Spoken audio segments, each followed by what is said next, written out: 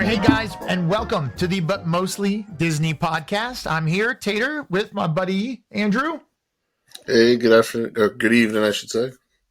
And tonight we are excited to have my good friend Stacy, who, I guess mostly deals with the other coast, right? But Stacy is the Disney hotel lady, and if you've not seen her YouTube channel or podcast, then you are really missing out. How are you doing, Stacy? Hello. Good. How are you? Nice to be here, guys. We're barely making it, so I'm glad to be here with just a couple of technical difficulties, but that's about par for the course. Tell us a little bit about yourself, Karen. Stacy, sorry.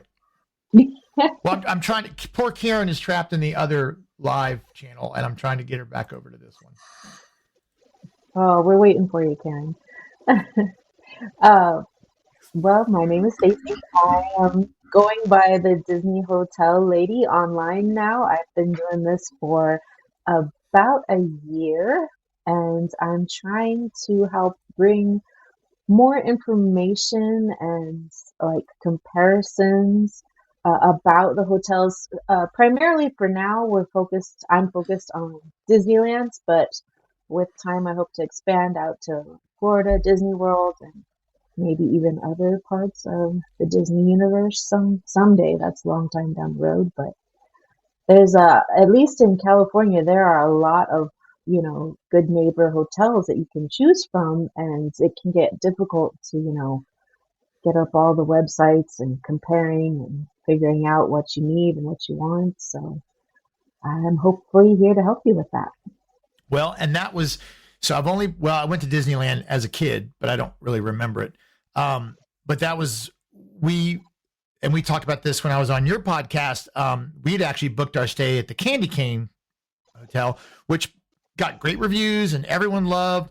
But in my head, I'm still in Disney World on the East Coast and trying to figure that out. So for us, I was worried about doing it, and we ended up switching to the Disneyland Hotel. And that's true. I didn't think about that. Out here, you could spend a year reviewing hotels, just doing room types and locations and moderate and value and deluxe. Where out there's 3 hotels, official hotels? Is that it? Yep, just 3 Disney property hotels. And have you done all 3 of those? Have you reviewed those?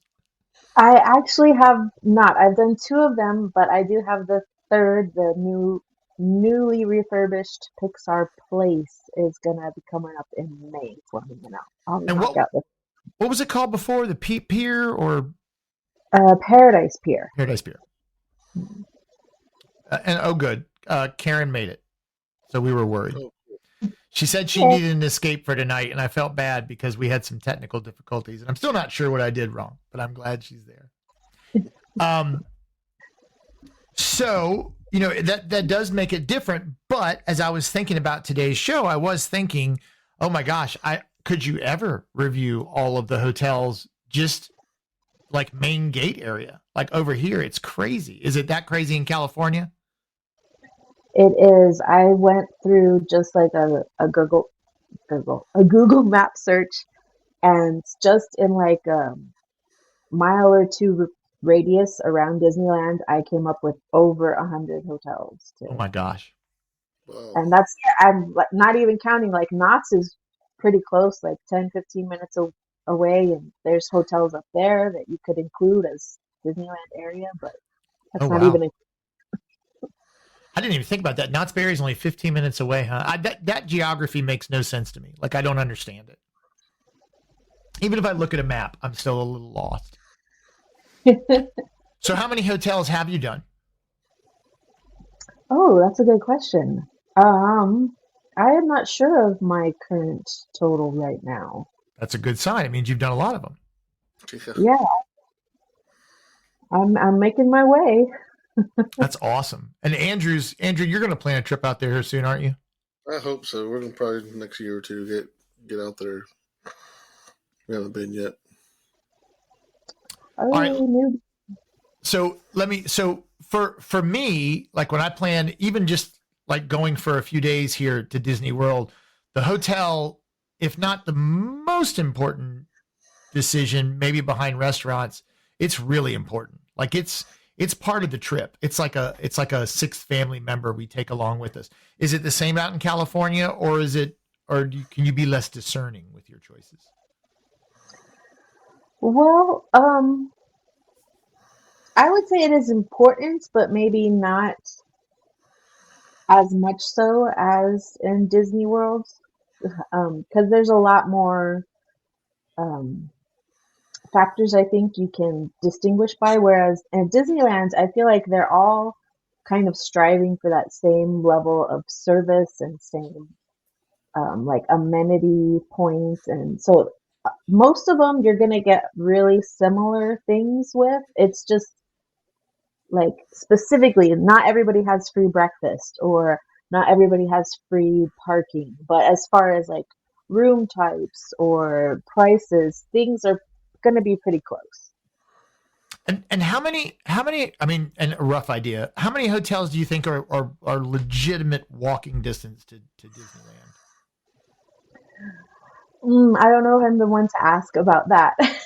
I'm not a fast walker, so Okay.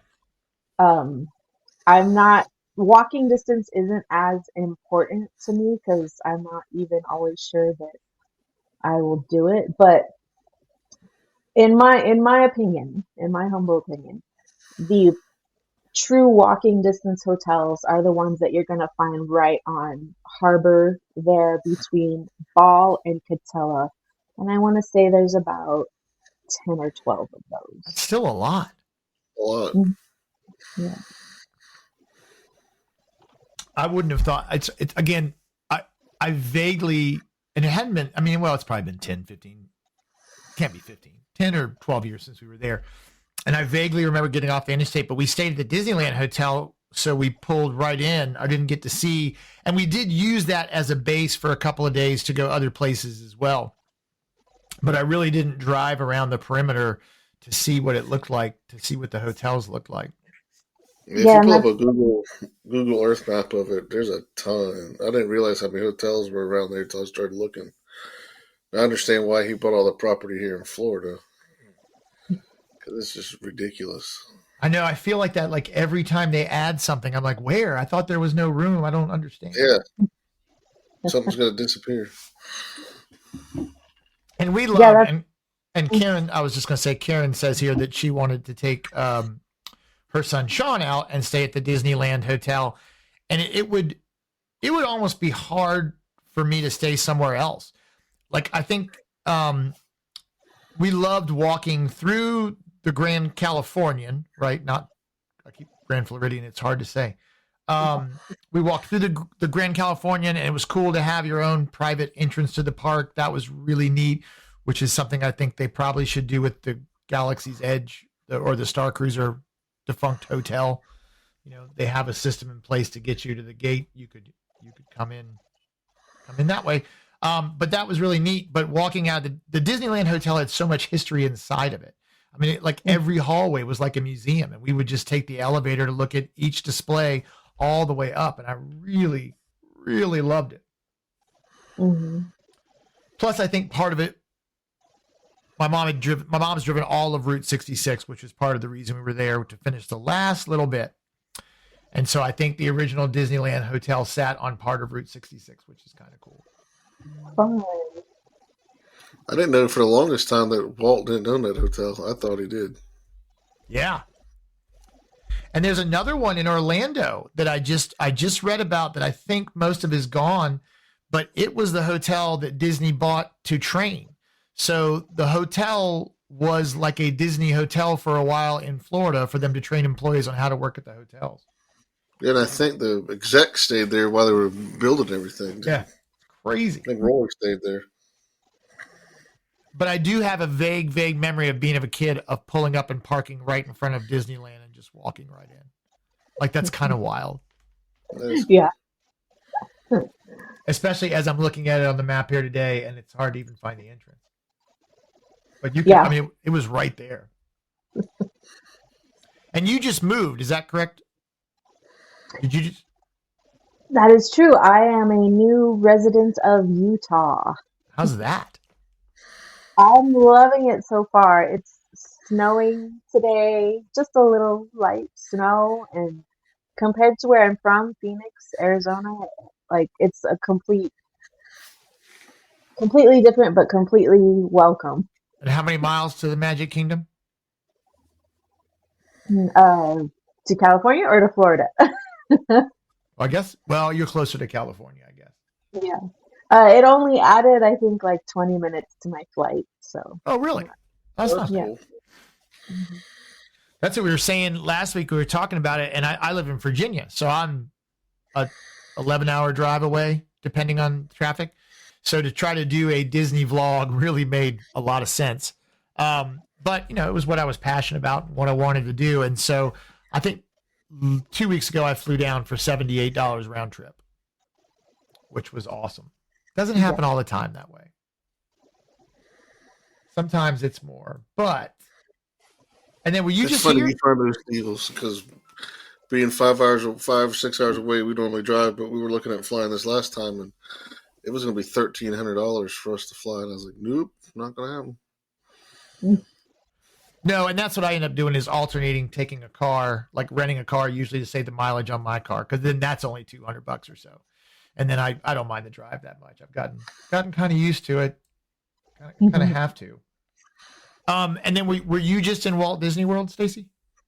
I was. I took my mom out for a few days. We stayed at the new cabins for the first time. Oh, nice.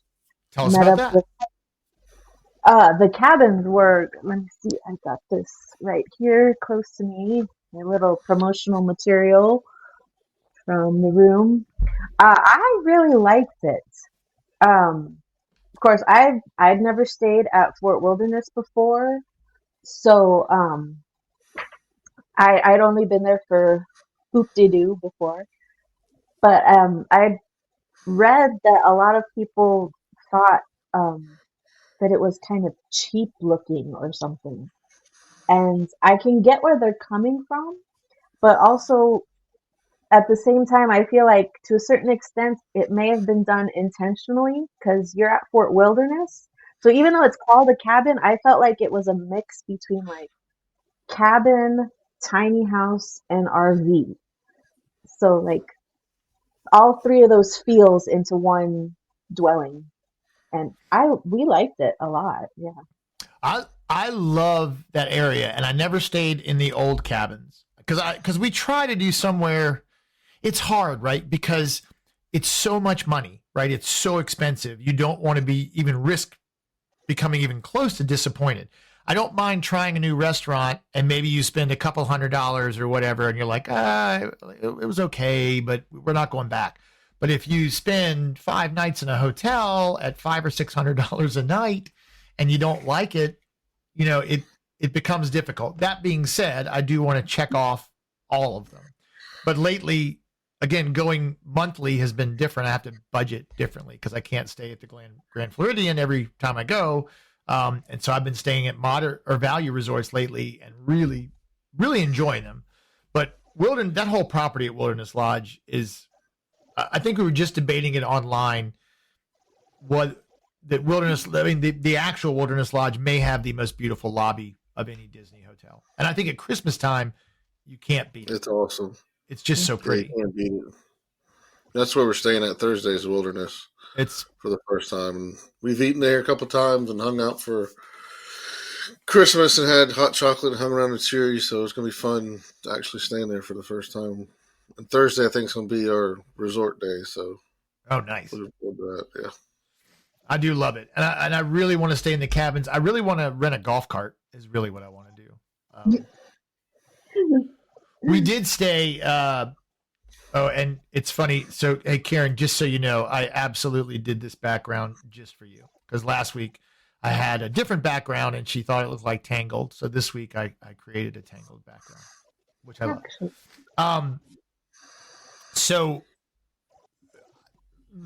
yeah, I'd like to go at Halloween or Christmas over there in the campsites when they're doing that. When they have the parades and everything. I mean, it's like a real community. And it seems like it's been that way since the 70s, really. Mm-hmm.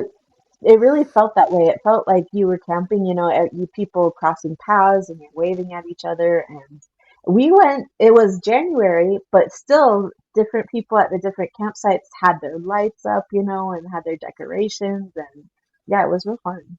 I was at French Quarter 2 weeks ago, and someone had full-on Halloween decorations up in their window. And then I was at All-Star Music 2 weeks before that, and there were 3 different rooms with Christmas decorations, lights still up. And that was January. So God bless them. It's a holiday all year round. Yep. Yeah, the only time I've been in the campsites is I had done a split stay one time with, used some Hilton points that I had. And then we were checking into, I don't even remember where. And I booked my day at Magic Kingdom on the wrong day. And so the day we were still at the Hilton and we had, extra hours. And that was at a time when they still did like 3 extra hours where it was open till midnight or 1 a.m. And so I actually called my MEI travel advisor, and they booked us a campground for the night. And so we went over and checked in, and we actually had a beach tent. So we put that up and took a little picture that we were there. And then we got our extra magic hours for like $50. It was really smart. That's cool. And Karen says that they camped in November 1999, frost warnings. See, that's the thing. I could be okay with freezing to death over there. I don't want to sweat. Like, I feel like, up until recently, we've always gone in the summer. However, once my wife is able to, she's a teacher, then we may move that to January. So then it could make sense to go and camp. I'd be willing to do that at least once. Yeah. And did you know, I only found this out a couple years ago, I think, from another creator, that there are companies that will rent you an RV, bring it to Fort Wilderness, set it up for you on your site, and you can rent an RV. I thought that's so cool. Well, now we are getting to my type of camping. They'll have your golf cart waiting for you. You have Instacart dropped off at the cart. It's ridiculous. You have everything ready to go when you get there, and you're camping in an RV, a fifth wheel. I will have to do that because my wife wants to drive cross country. She wants to buy an RV and live in it. I'll make sure she didn't hear me. I would do it if she told me to. But we have to talk about renting one, and that would be fun. I wonder what that adds. I wonder what the cost is like for that. Now I'm going to have to find out. Because that would be a lot of fun. Do I really want to stay in a tent and shower in like a shower house? I'm not sure. Not sure that's really me. All right. So so what's your favorite California on property hotel? I guess there's 2 you've been in, right? So that's a tough one. Like you said, for different reasons. California Adventure for the entrance. I think my husband, his favorite is Grand Californian for the woodsy craftsman theming. So I appreciate that for his benefit. But I also love, like you said, the nostalgia of Disneyland Hotel. I feel there's class there too. Not that there's not class at Grand Californian, but it's just like a different, feels more like a high end. It was nice, and I liked the pools were beautiful. I think we went there right after they'd redone made it into the monorail pool. I can't remember, and having Trader Sam's right there in the middle. I mean, that's a pretty. I mean, you were really in a different world, isolated in there. All right, how about favorite on property in Florida? So this personally for us so far. Our favorite has been Animal Kingdom Lodge, just because sitting out there and watching those animals. I know the hallways are horrendously long, and after a day at the parks, that's not awesome, but you just really can't, for us, you can't beat watching those animals. That's so amazing. It's funny you mentioned that, and I hadn't thought about that. I have seen people talk about a long walk. But you start to think about how people Disney vacation, and then it's different than real life. And my friend that I was talking about with you guys before we started, She stayed at Yacht and Beach Club, which is one of my favorites. And yet she was like, could the hall be any longer? I mean, she's like, just to get to the lobby, I had to like, she's like, it was incredible, you know? And then you think further somewhere like Riverside, where my coffee was 15 minutes each way each morning. And then you think of some place like that, or these, you know, or Riverside, I guess, as well as Caribbean Beach, which have a bus that loops around just the hotel. Like Old Key West. Which is where we're staying in June. So it's a very different way of vacationing because we loved, well, I mean, kids are older now, it doesn't matter. But when they were younger in the Contemporary, we could let them go down and get their own drinks because we knew they were insulated, really inside of a hotel bubble, much less the Disney bubble. And then to think about that some Disney resorts, it's like staying at your friend's apartment. Yeah. So if you've got those resorts cups, you're really going to be driving back and forth a lot to get your $22 worth of soda. Although my biggest thing was coffee, and the Joffrey's, the in-room coffee in Joffrey's is pretty good. So I don't have a lot of complaints there. All right, Andrew, what's your favorite on-property hotel, Disney? Mine is the Polynesian, but my family's is the Yacht Beach Club because they like to go to Epcot a lot. And it's close to, you know, walk to Hollywood, and you can walk to Epcot. But yeah, we stayed pretty much a couple of all-star resorts we haven't stayed at. Of course, Shades of Green. I don't know anybody military that would want to go to Disney World that could help me out with that. But that in the Contemporary we got to do. We'll have all of them done. But I just love. I've never been to Hawaii, but that, to me, going to Poly is the closest thing to it. And I just love the environment. It's definitely, well, I don't know. I guess Animal Kingdom. I'll say it. I don't care. You can send the hate mail to me. I think that it is the most well-themed hotel. Even with the new tower everyone hates. I went there. I think it's nice. Now, if we hadn't stayed at Caribbean Beach, I would say Animal Kingdom because the first 3 or 4 times we went, we stayed at Animal Kingdom. My youngest loves animals, and so having that view out of our room was a big deal. But as we've gotten older, you know, we just go over there and do that. But it's hard to beat a deluxe resort. It is. They do such a nice job. And I wonder if it's some of it that we've just been trained to love a deluxe resort. Like, because we were at Riverside because they allow pets there. And I forget how much I love that resort and how beautifully landscaped it is and how great it is. That being said, there is something about walking just the portico and everything. It's pretty nice. And I think my favorite's the Polynesian as well. We kind of rotate between Beach Club, Polynesian, and Contemporary for our family trip, and it's really nice. I'm trying my hardest. I was trying my hardest in January to get into that new Poly DVC tower, but no cigar, so I'll have to save that for another trip. I know. I want to do it. All right. Favorite off-property Disneyland resort. This will be one just for you, Stacy. The floor is all yours. That's a difficult one. There's a lot of good choices. But I say a lot about Hotel Lulu, which is actually a Best Western property.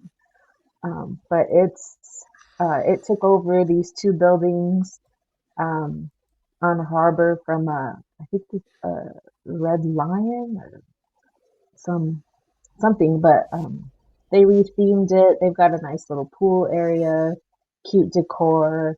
I think that one's a good all-around choice. I've also really liked the Westin, and the main reason for that is actually they have this little like care package thing you can rent from the concierge desk, and it's got all the like Theragun vibrating like massager gun things that you can take back to your room. You can do that. That was just so worth. It was like $5, I think, a day. It was way worth the money to Oh, that is nice.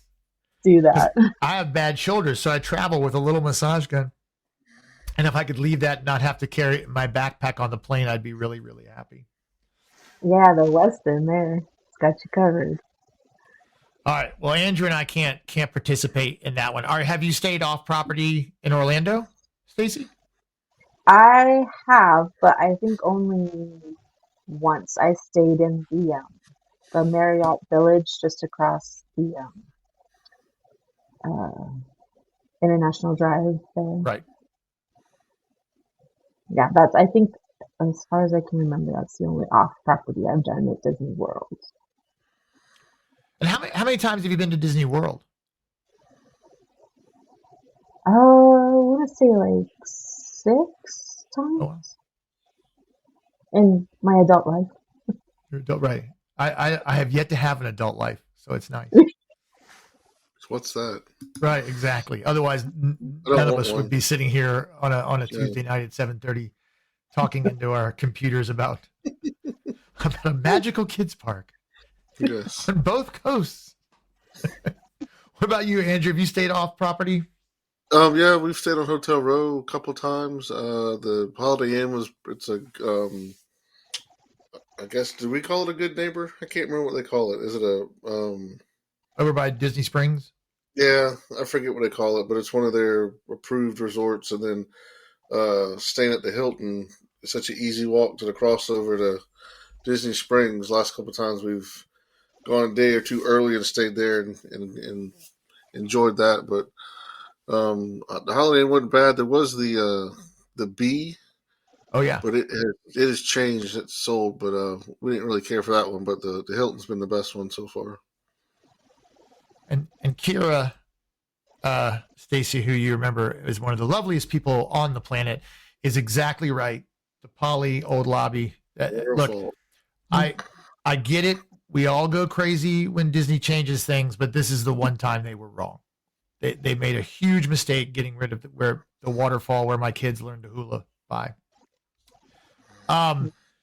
So I'm with Andrew. I think that Hilton off property at Disney World is my favorite, and we stayed there a bunch.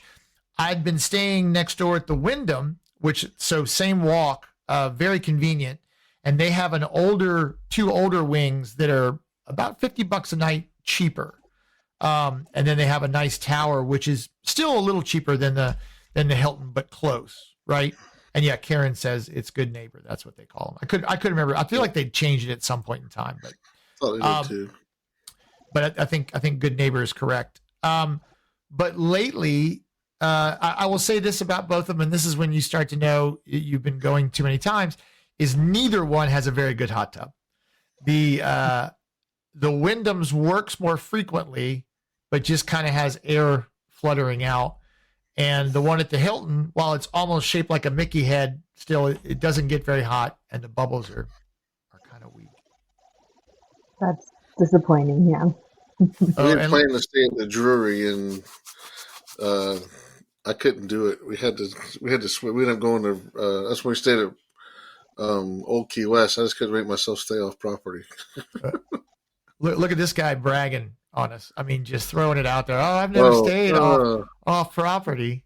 But Woolies. you guys, the Woolies, you guys, and Stacy, if you don't know Matthew, and what's his wife's name? I'm sorry. This is why Crystal. They are wonderful and have a great podcast, and they're building a really, really nice community. So their Facebook group is really, really fun. He's been asking a question a day, which is fun to force you to think about Disney a little bit. But I think they're almost done with all the hotels, aren't they? I feel like he just said something that they only had like 1 or 2 left to go. I think I did ours. It was like 4, but I'm a creature of comfort, so I keep going back to the one. Well, and so Jeremy Stein, who was with us at Momentum, Main Street Magic, he's been staying at a bunch of different hotels and kind of reviewing them, which is really cool. And so, but whatever it was he stayed at the time before, I was going to try to save some money and go to, because I was driving down. So when I drive, I can stay wherever I want because I can get to and fro. But it was actually cheaper with my annual pass holder discount to stay at All Star. So I know, and I'm bummed. I'm staying at All Star Music in March, and I just missed like a really good deal on. I haven't stayed at Pop Century or Art of Animation. I haven't seen either one of those hotels really. There you go. So they need Riviera, Pop Century, Wilderness. I can't see because my camera, and movies. Yeah, so I'll finish out all my All Stars next month, which will be. I can check that off. I'll be able to sleep again. I'll finally be able to rest. But there really is. I mean, it's a crazy amount of hotels. I mean, literally from camping to now the Four Seasons, which, you know, if you think regular Disney's expensive. Yeah, have you stayed there, Matthew? Have you stayed at the Four Seasons yet? Why don't you get a penthouse suite there? Because I looked at that. That's expensive. And by the way, if you, so I found one that was only $188 a night for a delivered RV, but they are no longer doing Disney deliveries. There's only 4, and they have some preferred providers. So Meacham's RV, if you do their biggest one, says sleeps up to 10 people, $255 a night. So you figure $255 and probably another 100 and something for the campsite with power. Call it that. Compared to a moderate resort. And these things are pretty. I mean, they have like granite countertops and LED lights and all kinds of stuff. So there you go. Now you got to do that. I see back there Karen asked about the Grand Californian, the monorail. No, there's no monorail stop in the Grand Californian. You have to go outside to downtown Disney to catch the monorail. And it only goes into Disneyland Park into Tomorrowland. Only 2 stops on our monorail at California. And that was a big mistake I made. So we didn't know that, and we had tickets one day for Magic Kingdom and the next day for Grand California. And so as we were coming back from Grand California, we're like, oh, let's just take a ride on the monorail, just a loop. And you got to have a park ticket. Mm-hmm. And honestly, the lady who told us that wasn't very magical. If I'm being honest, she wasn't.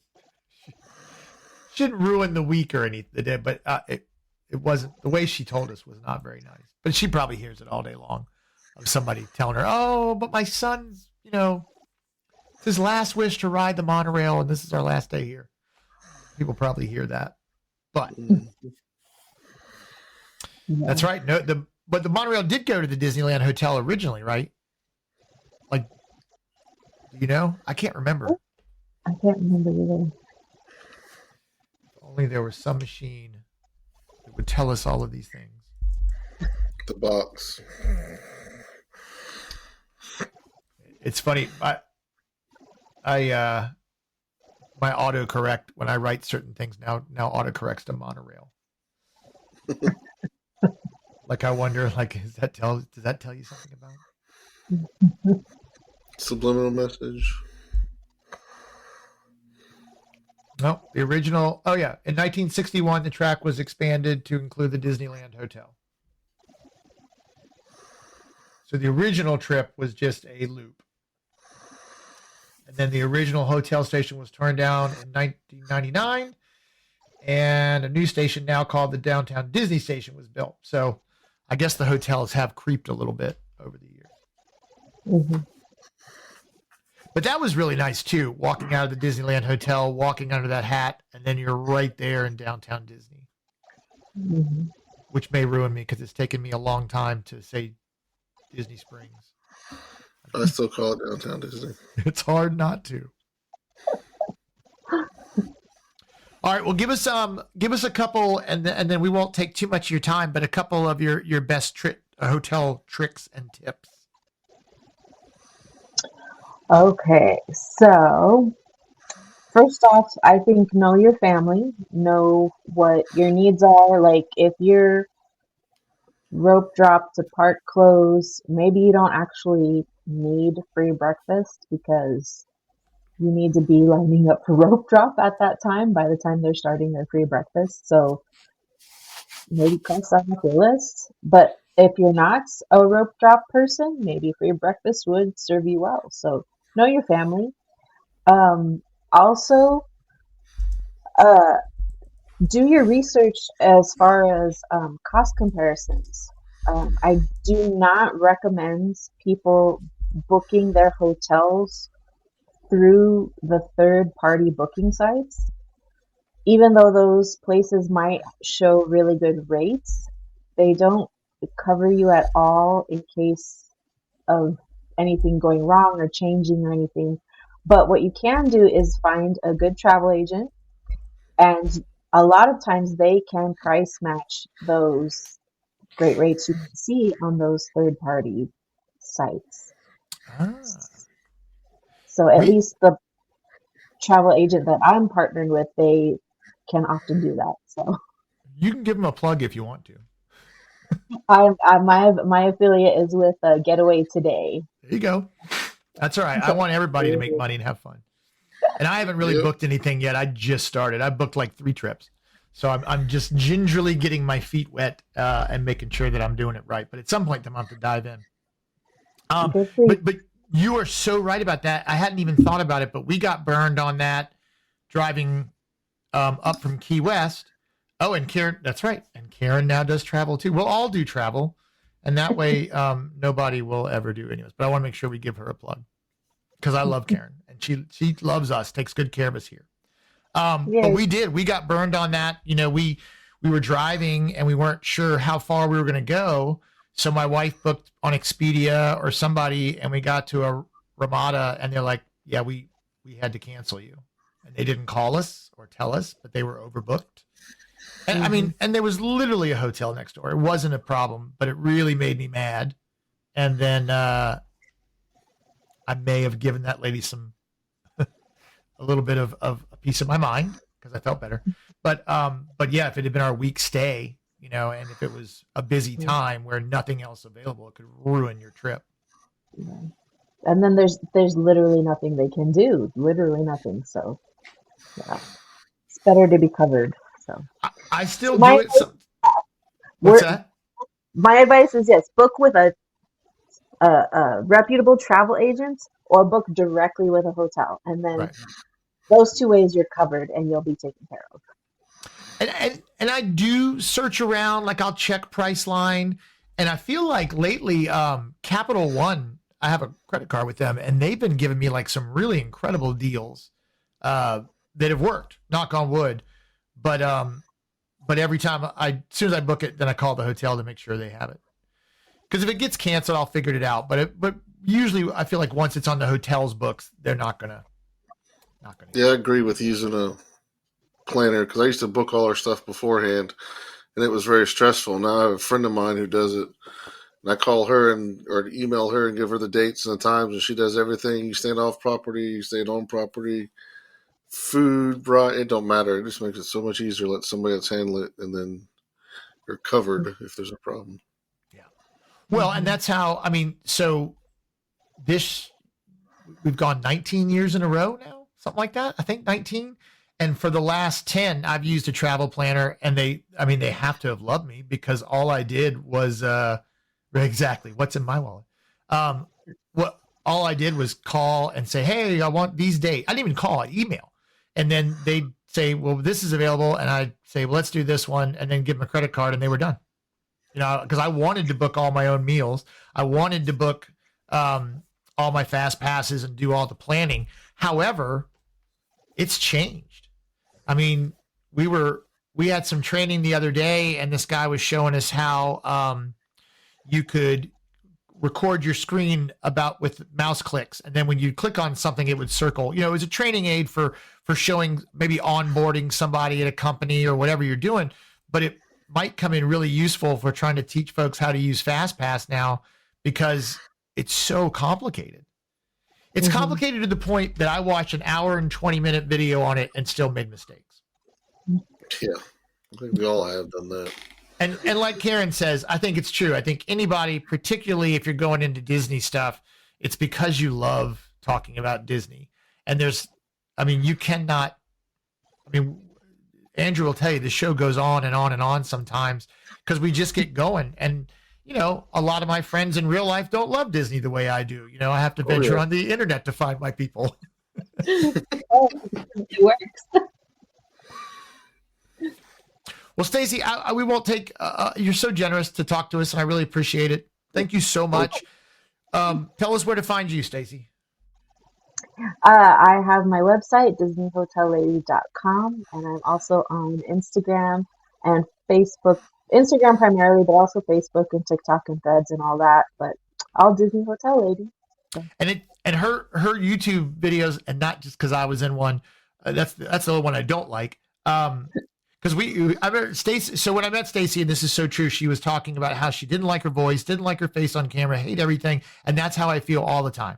Like I never go back and watch these things. I never listen to them. If they're bad, they're just going to be bad. Someone will tell me, and I'll fix it later. Like I did have to go back last week, Andrew, because I was really loud, and I went by hand and brought my levels down. It was really tedious, and it still didn't come out great. This week, I think it'll sound a little better. But I don't like going back and watching my videos. I don't like doing any of it, but I do like making them, right? Like I enjoy this process. So it's a lot of fun. So Stacy found a place in my heart because I was like, I know exactly what you mean there. And she's another Momentum alumni. That's 2 weeks in a row. Andrew, how about you? You're getting ready to take off. What do you got going on? I'm working on the first transportation video. I did each aspect of it, from the buses to the monorails to the boats, and I did each video for each one of those, and we'll start posting those this week, hopefully before we leave, and then I'll have a whole bunch of content when I get back. Room tour, wilderness, hopefully do a lobby tour.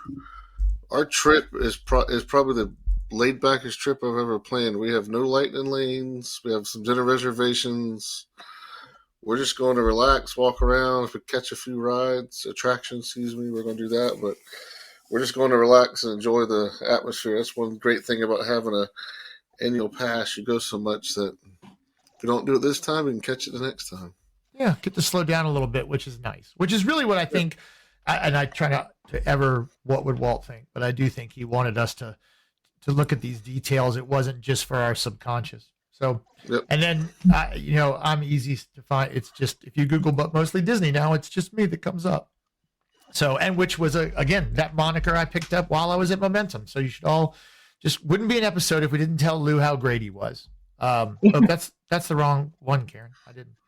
I liked when Karen said this one, that our people are right here. So, well, thanks for joining us. And I hope this one comes out great. I don't know who our guest is next week, so I can't advertise it. Stacy, you have the distinction of being the first and so far the only person we could advertise the week before, because that's as far. You are the most planned out episode we've had. Over 7 days. And thanks, Kira. Around here.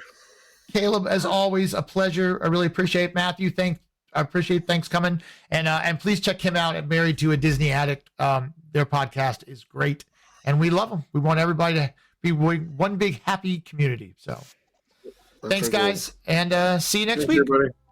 See Bye. ya. Thank you.